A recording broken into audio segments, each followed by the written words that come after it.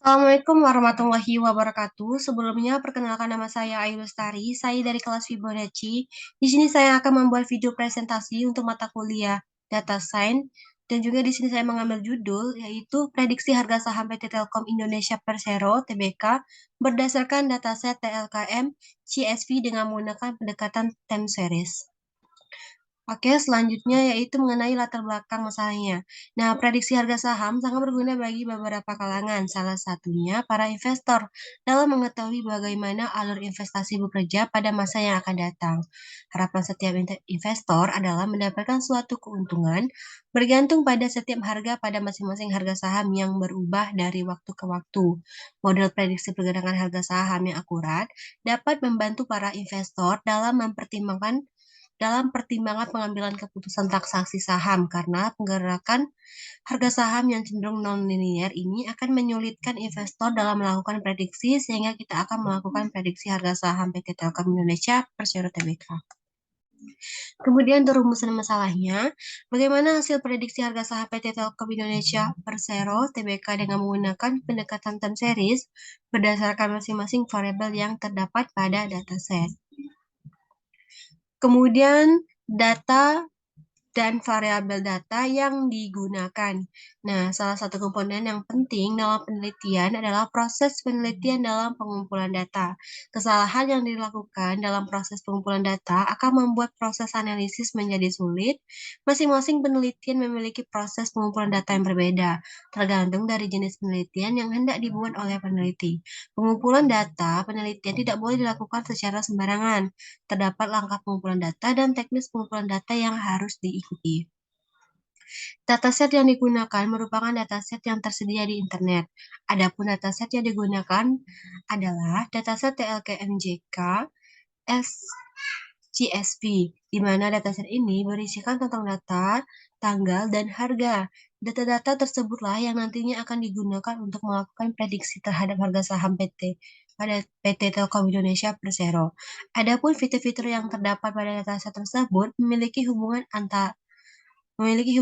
atau saling berkorelasi. Pada dataset ini terdapat sebanyak 1.442 record data dengan 7 atribut yaitu depth, open, height, low, close, iCloud, dan volume. Nah, ini berikut ada gambaran dari kodenya. Kemudian itu ada pre-processing data dan interpretasi. Data yang didapatkan akan dikorelasi kembali dengan menggunakan teknik pre-processing data. Sebelumnya telah dilakukan analisa dataset yang akan digunakan, dan terdapat dua jenis tipe data pada dataset ini, yaitu float dan integer. Atribut yang bertipe data integer merupakan volume yang mana merupakan jumlah saham yang terjual. Maka dari itu, pada dataset yang digunakan tidak diperlukan proses converting tipe data. Dilakukan pula cleaning data beberapa nilai atribut yang tidak lengkap guna meminimalisir error dalam proses mengklarifikasi data. Pada tahap ini, data yang dirasa sudah baik setelah melakukan pre-processing data, maka akan ditentukan training dan testing data. Penentuan training dan testing data menggunakan teknik split validation, yaitu membagi dua bagian dataset dengan pembagian 20% data testing dan 80% data training. Nah, berikut itu produksi dimensi dengan PCI. Metode PCI sangat digunakan jika data yang ada memiliki jumlah variabel yang besar dan memiliki korelasi antara variabelnya. Perhitungan dari principal component, analisis didasarkan pada perhitungan nilai eigen dan faktor eigen yang menyatakan penyebaran data dari suatu dataset. Dengan memanfaatkan teknik analisis ini, dapat meringkas informasi yang tercantum dalam tabel data besar hingga menjadi beberapa kumpulan indeks ringkasan yang lebih kecil. Nah, seperti contohnya yang ada di gambar sebelah ini. Kemudian, setelah dilakukan reduksi dimensi, maka kita melakukan split dataset, di mana yang terdiri dari data training dan data test, yang nanti akan kita gunakan untuk melakukan prediksi atau yang akan kita gunakan untuk melatih model yang kita buat. Nah, berikut ada gambarnya. Yang sebelah ini merupakan dari data dari training. Nah, dan sebelah ini merupakan dari data testnya.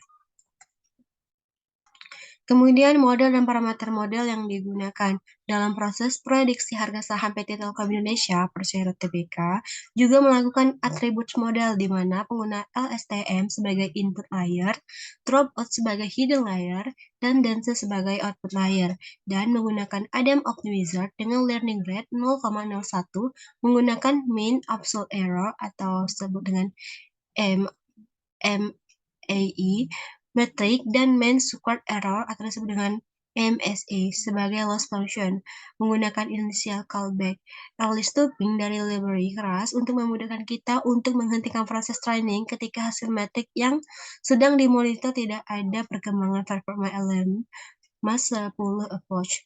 Pada proses ini memanfaatkan library Matplotlib untuk menampilkan hasil visualisasi May dan Fall May dibandingkan dengan visualisasi loss dan fall loss. Ukuran kebaikan model yang dihasilkan, kompresi model, dan insight yang dihasilkan. Membuat data frame baru untuk menyimpan prediction dan actual value, kemudian menambahkan kolom date dari variabel data setelah kolom. Semua kolom mempunyai data. Kita dapat melihat harga asli dan prediksi harga dari data training yang telah dijalankan berdasarkan hasil prediksi yang dilakukan pada model, maka dapat kita lihat bahwa antara hasil prediksi dengan hasil aktual yang diperoleh tidak jauh berbeda. Oke, mungkin langsung saja kita ke codingannya.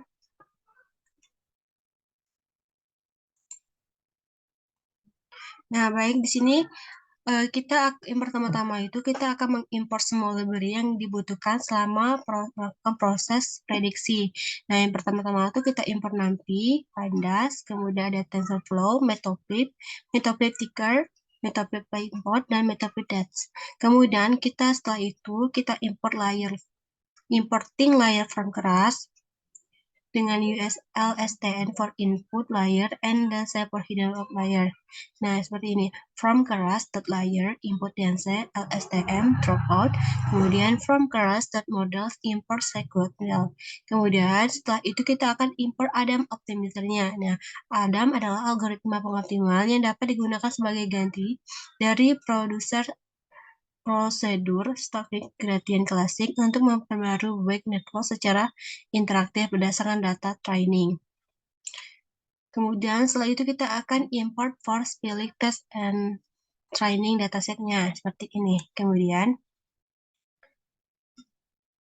nah untuk data understanding-nya itu pada proses prediksi harga saham PT Telkom Indonesia Persero Tbk menggunakan dataset yang telah disediakan yaitu dari TLKM-JK CSV berikut adalah daftar kolom dari file CSV. Nah, filenya itu ada ini.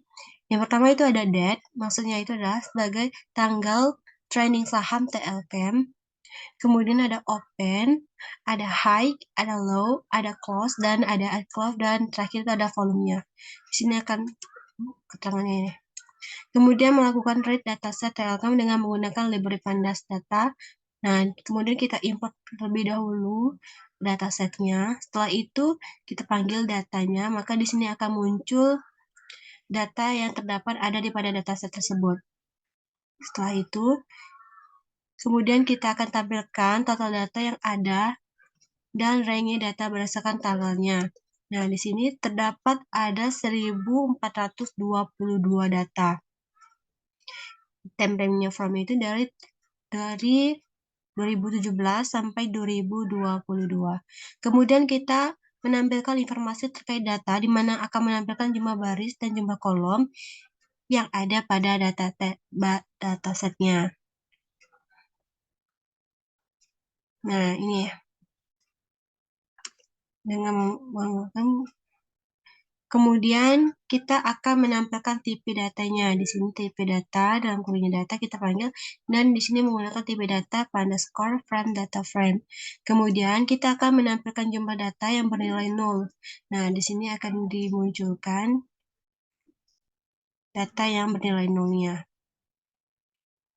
Sebelum menjadikan grafik dalam bentuk line plot, karena kolom date masih berupa objek string, maka diubah dahulu ke data format. Ini perlu dilakukan karena kita ingin melihat perkembangan harga dari tahun ke tahun, bukan yang hari ke hari. Nah, di sini kita akan melakukan perubahan terhadap fitur date, di mana yang awalnya berupa tipe data objek string yang akan diubah ke dalam data format, seperti ini.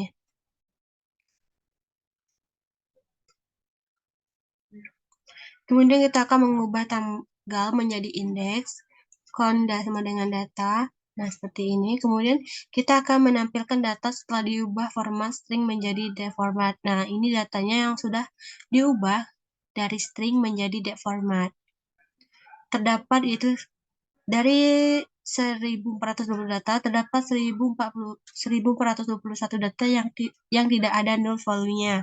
Ini artinya ada beberapa data yang null. Untuk mengatasi, kita bisa menghapus row dengan drop mat dari library pandas.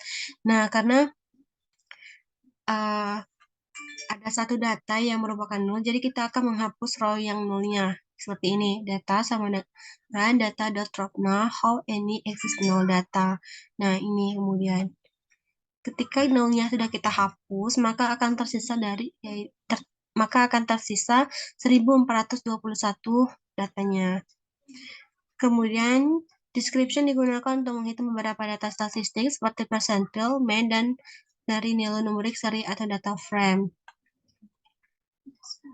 Kemudian kita akan menganalisiskan variabel-variabelnya sebagai data time series seperti ini. Kemudian memeriksa data null pada time series. Nah, di sini kita akan memeriksa data null pada time series yang tadi dengan yaitu ts.isNull buka kurung tutup kurung .sum. Kemudian kita akan menghapus data nanya. Kemudian, dengan bantuan fungsi isNa dan sum, kita tahu bahwa dalam dataset semua kolom tidak ada nilai yang kosong.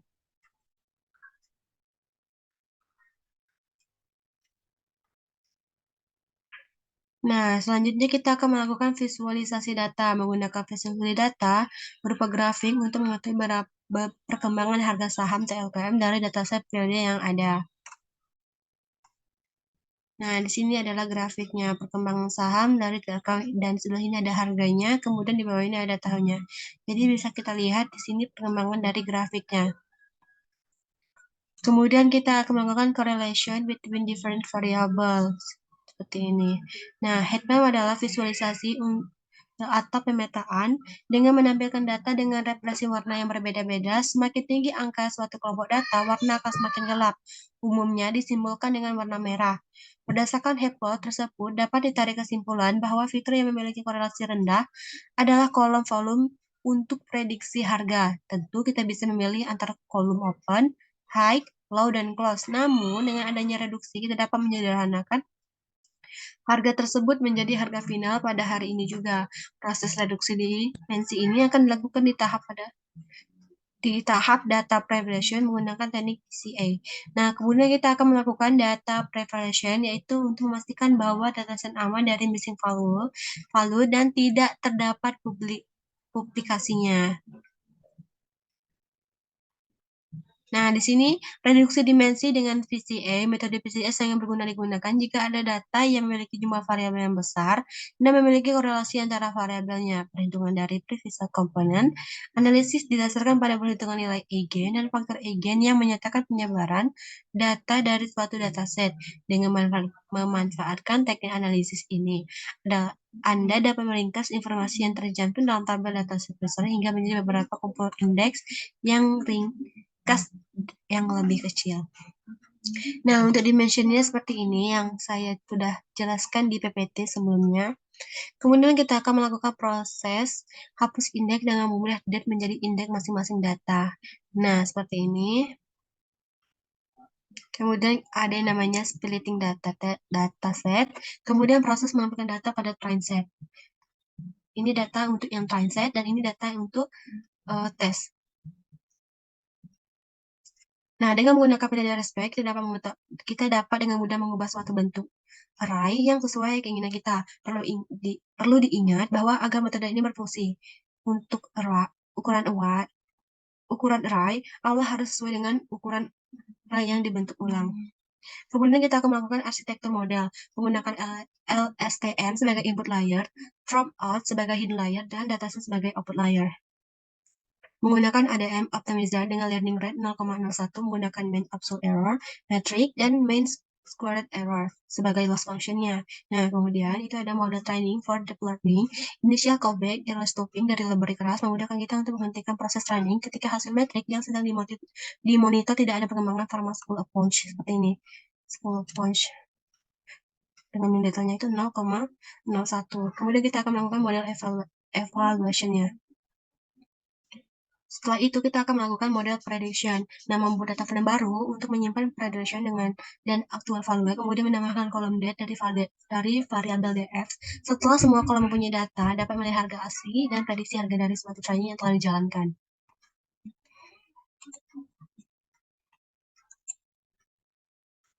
Nah, kesimpulan membuat jawaban dari rumusan masalah. Pada tahap penelitian harga saham PT Telkom Indonesia Persero Tbk dengan menggunakan pendekatan time series, langkah awal yang dilakukan pada penelitian ini adalah dengan menentukan datasetnya, di mana dataset penelitian ini digunakan adalah dataset TLKNJK dengan banyaknya data 1422 record data. Setelah menentukan dataset selanjutnya adalah pre-processing, yaitu cleaning. Jika data dirasa sudah cukup baik, maka langkah selanjutnya adalah menentukan training dan testing data menggunakan split validation dengan pembagian 20% testing dan 80% training. Dan berdasarkan hasil prediksi yang dilakukan bahwa proses prediksi dengan aktual yang diperoleh tidak jauh berbeda dengan hasil aktual yang diperoleh. Baiklah, mungkin sekian yang dapat saya sampaikan. Lebih dan kurangnya saya mohon maaf. Dan saya akhiri dengan wassalamualaikum warahmatullahi wabarakatuh.